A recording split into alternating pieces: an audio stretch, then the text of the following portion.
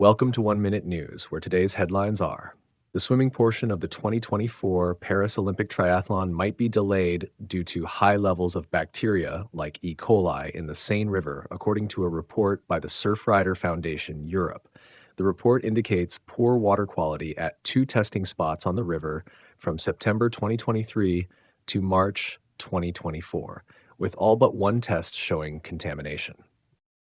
In Texas, brightly lit structures pose fatal risks to migrating birds, with an incident in 2017 where nearly 400 birds died in Galveston.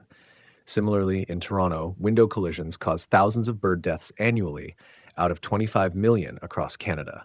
Cities suggest measures like dimming unnecessary lights and using window markers to prevent these deaths.